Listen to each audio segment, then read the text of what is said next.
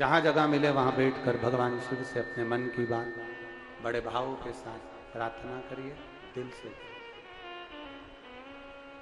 बच्चों को लायक तो बनाया पर संस्कारों की कमी ला दी, इसलिए तुम्हें नालायक समझ।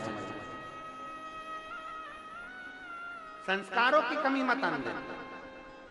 बच्चों में जितने संस्कार होंगे तो बच्चे तुम्हारा अगर आज आदर कर रहे हैं तो जिंदगी में उन बच्चों का भी आदर होगा। अगर आज आदर कर रहे हैं तो उन बच्चों का जिंदगी में आदर होता चले जाएगा।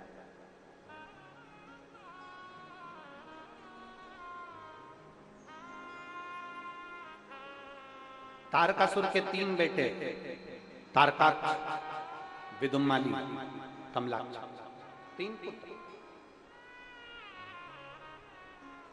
तीनों ने विचार करा कि मैं शंकर भगवान के पुत्र ने हमारे पिता को मारा है तो हम इससे बदला लेंगे, हम इनसे बदला लेंगे। तीनों ने विचार किया। अब शिव कथा कर रही है। तीनों ने ब्रह्मा जी का तप तप और ब्रह्मदेव से तप कर कर उन्होंने वर प्राप्त करा कि हमें वर दीजिए कि हमारे प्राण ना छूटे। हमें ऐसा वर दे दो कि हमारे प्राण ना छूटे। हमें ऐसा वर प्रदान करो कि हमारे प्राण ना जाए। ब्रह्मा जी बोले ये तो कभी नहीं हो सकता कि तुम्हारे प्राण नहीं जाएंगे, मरना तो पड़ेगा, प्राण तो जाएंगे निश्चित है, शरीर तो छूटे, शरीर तो छूटे। ये तो पक्का है कि प्राण जाना, प्राण छूटे। तुम कोई और वर मांगो।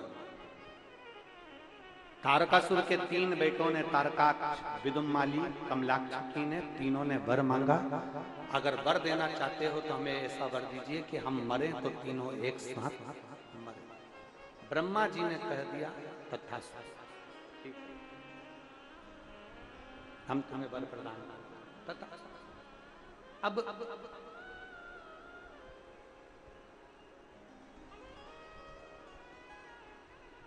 तीनों बेटों ने अपने अपने अलग अलग महल बना लिए, अलग अलग नगर बसा लिए तीनों ने। और तीनों ने अपने अपने नगर बसाए, तीनों ने अपना अपना महल बनाया, 3 पुरियों का निर्माण कर दिया। 3 पुरियों का निर्माण हुआ, तीनों में निवास। तीनों ने उपद्रव मचाना प्रारंभ कर दिया। भगवान शंकर से जाकर देवताओं ने विनती करी कि इन तीनों को मारने के लिए कोई उपाय सोचिए। शंकर भगवान ने कहा तुम 33 कोटि देवता पशु बन जाओ, मैं तुम्हारा पति बन जाता हूं और तुम देवता दौड़ते दौड़ते इन तीनों को इकट्ठा करना, मैं इनका संहार कर दूंगा, तुम चिंता मत करो। सारे देवता मिलकर पशु बन गए और शंकर भगवान उनके पति बन गए।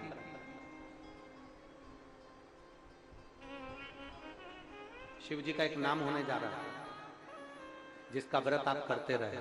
कौन सा? जम के बोलो जरा। पशुपति। सारे देवता पशु बन गए, शंकर भगवान उनके पति बन गए। पति का मतलब क्या होता है? भरण पोषण करने वाला। पति का मतलब है भरण पोषण करने वाला, पति का मतलब है रक्षा करने वाला।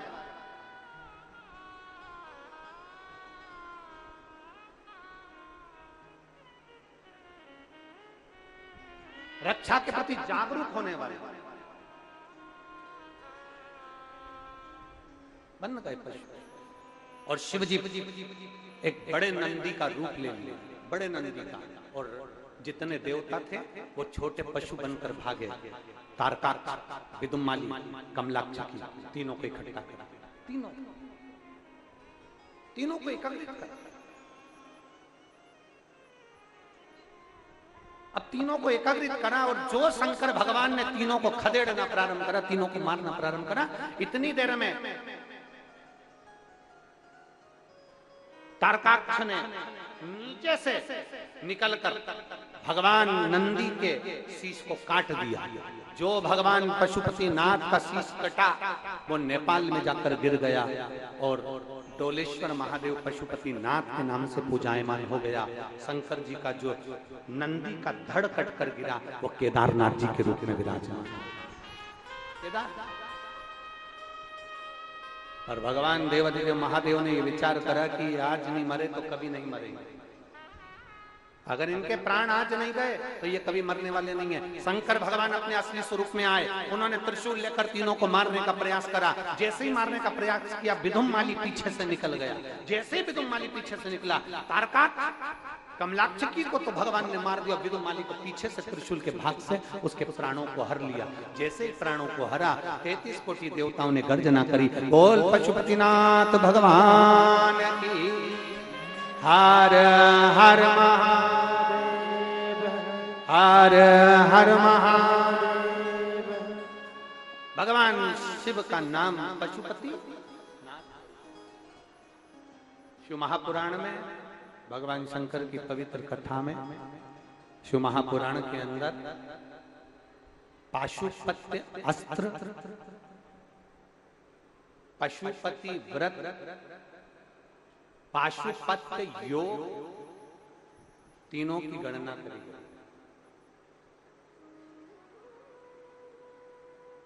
पाशुपत्य योग, पाशुपत्य अस्त्र और पशुपति व्रत। एक बार माननीय मुख्यमंत्री जी के लिए जोरदार ताली बजाकर साधु था, जिन्होंने इतना लंबा समय बैठकर कथा का रसपान किया। और प्रदेश का राजा अगर सनातनी भाव रखते हैं, धर्म के प्रति रुचि रखते हैं तो संपूर्ण प्रदेश का कल्याण जरूर होता है। एक बार जोरदार ताली बजाकर साधु। बहुत बहुत बहुत।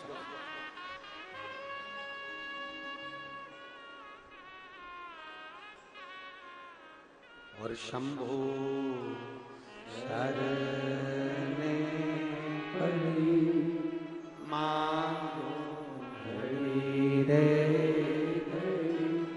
दुख काटो दया करीने दर्शन आपो। शंभो शरणे पड़ी मांगो घड़ी रे दुख काटो दया करीने दर्शन आपो। शिव जी का नाम पड़ गया, ये रिटर्न सही नहीं आ रहा है।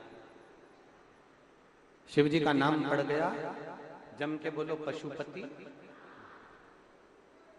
अब हम संसार के मनुष्य में इतना बल तो है नहीं कि हम पाशुपत्य अस्त्र भगवान से ले सके। अपन ने इतना तप करा है, जम के बोले जरा। अपन ने इतनी आराधना करी क्या? अपन ने इतना साधना करी क्या कि भगवान से अपन पाशुपत्य अस्त्र ले लें? भगवान कृष्ण ने पाशुपत्य योग लेने के लिए कई समय तक तप साधना करी थी, तब उनको पाशुपत्य योग प्राप्त हुआ। तब भगवान कृष्ण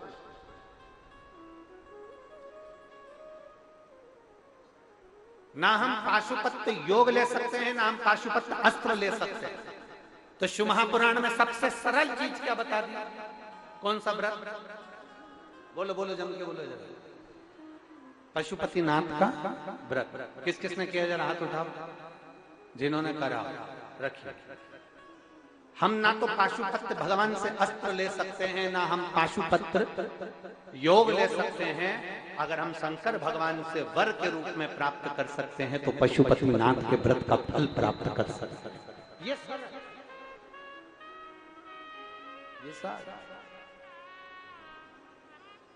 इसकी सरलता है, इसको हम सरलता में प्राप्त कर सकते हैं, इसको हम सहजता में ले सकते हैं। जैसे कितने व्रत होते हैं पशुपतिनाथ के? 5 व्रत। कितने दिए लगते हैं? 6 दिए लगते। भोग काय का लगता है? मीठे का। मीठा मतलब कुछ भी। सब अच्छे से समझ लेना, आजकल पशुपतिनाथ के व्रत के नाम पर भी लोग बहुत प्रपंचा कर रहे हैं, ढोंग करने लगे।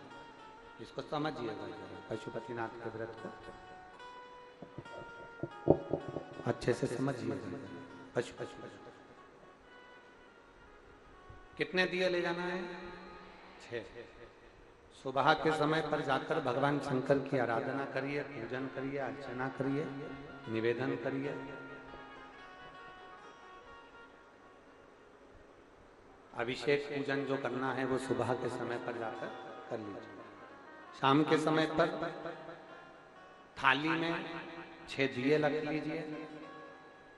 मीठे का प्रसाद एक पात्र में रख लो, कटोरे में, जो भी रखना है तुमको वैसा। 3 हिस्से करने के लिए कोई दोना, कोई प्लेट, कोई पत्ता, कोई पात्र, जो तुम ले जाना चाहो वो ले जा सकते।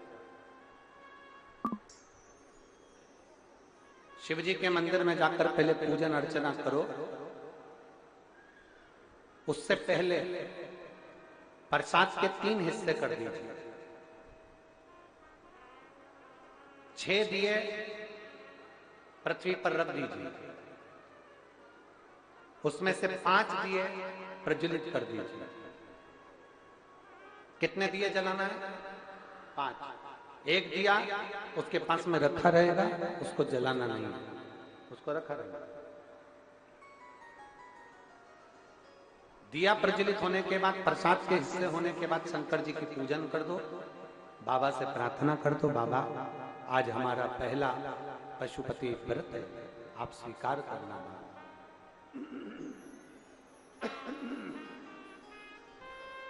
बाबा इसको स्वीकार करना, ये हमारा पहला व्रत है, पहला। प्रसाद का एक हिस्सा उठाकर थाली में रख लो। 6ठे नंबर का जो दिया जलाया नहीं गया है, उस दिए को उठाकर थाली में रख लो। भगवान से प्रार्थना कर कर थाली लेकर अपने घर की ओर गला पकड़ रहा है, बेसी बेसा आ रहा है या गूंजा ही गूंजा रहा है। बहुत खींच के बोलना पड़ रहा था।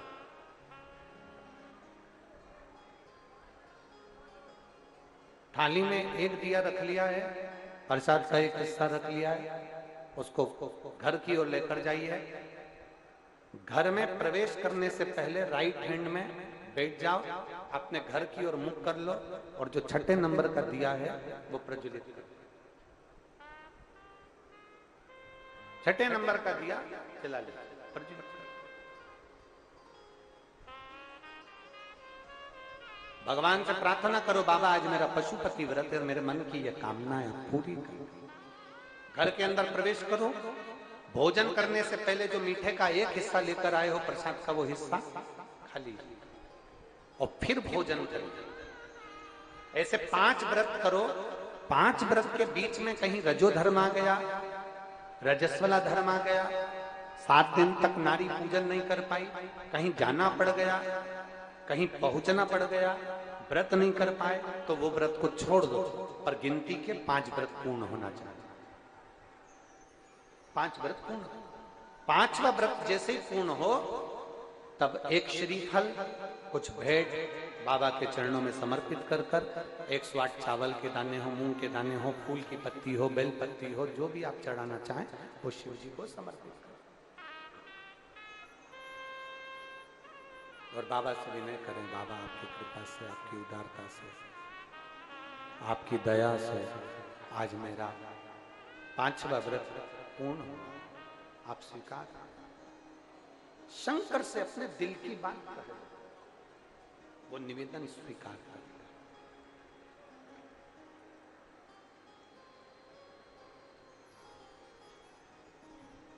वो स्वीकार करें। और तेरा ही दिया मैंने खाया पिया, तेरा शुक्रिया, तेरा शुक्रिया।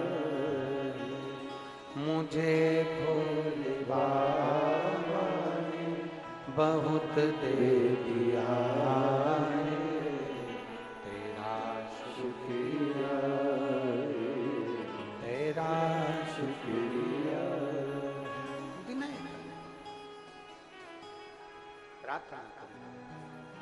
समय आगे चरित्र आया है महापुराण का। भगवान शंकर की पवित्र कथा कर रही है, भगवान शिव का पावन चरित्र कर रहा है, भगवान शंकर का पवित्र संवाद कर रहा है।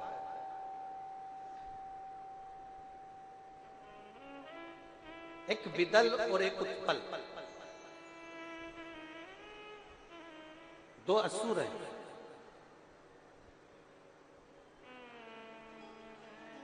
जिनकी सत्ता बहुत है, वैभव बहुत है,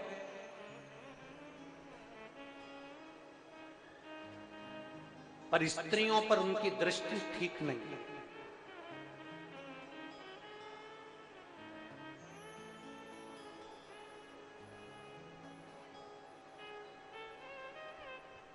विदल और उत्पल माता पार्वती जी को भी गलत दृष्टि से देखते। शिव महापुराण की कथा कहती है, जिस पुरुष को नारी का आदर करना नहीं आता, संसार में वो पुरुष नहीं है, वो राक्षस का ही जन्म लेकर पैदा हुआ। जिस पुरुष को नारी का आदर करना नहीं आए, जिस पुरुष को स्त्री का सम्मान करना नहीं आए, जिस पुरुष को स्त्री का सत्कार करना ना आए, वो पुरुष नहीं, केवल असुर प्रवृत्ति का एक राक्षस ही है।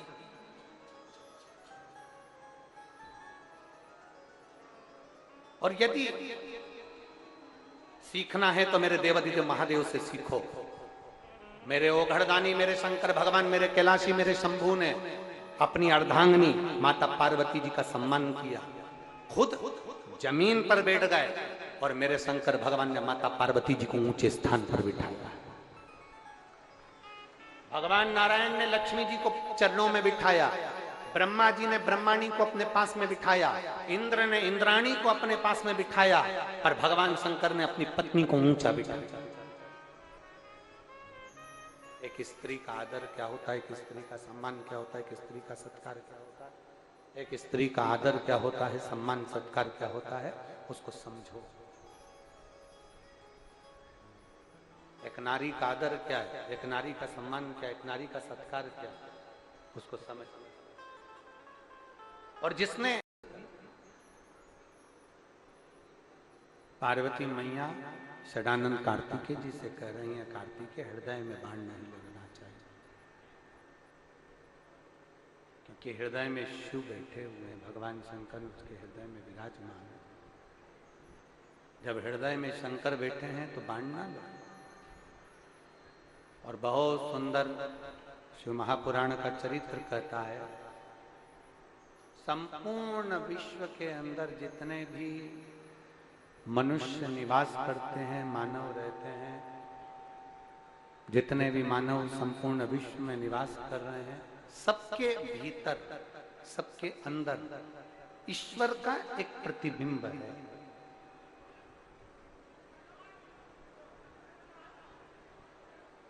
जिसको बुलाया वो तो ना बैठा है, ईश्वर का एक प्रतिबिंब है।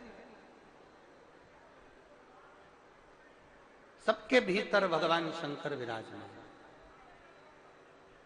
सबके भीतर शिव विराजमान।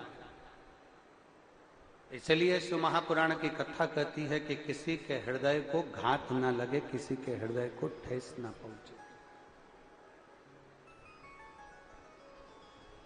फिर एक बार बोलेंगे, वाणी ऐसी बोलिए, जम के बोलो जरा, वाणी ऐसी बोलिए मन का आपा होए। हमारे शब्द से, हमारी वाणी से, हमारे द्वारा, अपने द्वारा किसी को हृदय में, भाव में कहीं भी किसी को ठेस ना हो। किसी अपने शब्दों से, अपनी वाणी से, अपने भाव से किसी को ठेस ना हो। महाराज तारकासुर को मारने के लिए षडानंद कार्तिकेय चले। तारकासुर का संहार किया, हृदय में बाण नहीं छोड़ा, हृदय में बाण नहीं, और तारकासुर का संहार किया। तारकासुर के 3 बेटे थे, 3 पुत्र हैं तारकासुर।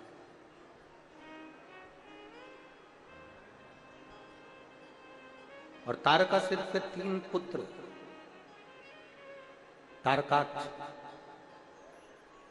विदुम्माली, कमलाक्ष, 3।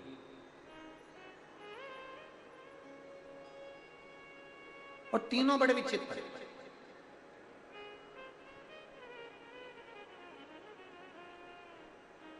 कल कथा में, कल कहा था कि परसों कहा था, परसों के दिन एक बात कही थी, बच्चों को खूब पढ़ाओ, उनकी खूब अच्छी एजुकेशन कराओ, बच्चों के लिए खूब मेहनत करो, बच्चों को खूब लायक बनाओ। कब बोला था? कल बोला था, परसों बोला था? जम के बोलो, परसों। चलो हम इसलिए पूछते हैं कि आप लोगों को याद है कि नहीं। परसों बोला बच्चों को खूब पढ़ाओ, जी जान से ज्यादा मेहनत करो, अपनी कैपेसिटी से ज्यादा पढ़ाओ, बच्चों को लायक बनाओ। पर शिव महापुराण की कथा कहती है बच्चों को इतना भी लायक मत बना देना कि वो अपने माता पिता को नालायक समझने लगे। परसों की कथा में कहा था बच्चों को इतना भी लायक मत बना देना, संस्कारों से विहीन मत कर देना कि वो अपने माता पिता को नालायक समझने लगे कि मम्मी तुम चुप रहो, पापा तुम चुप रहो,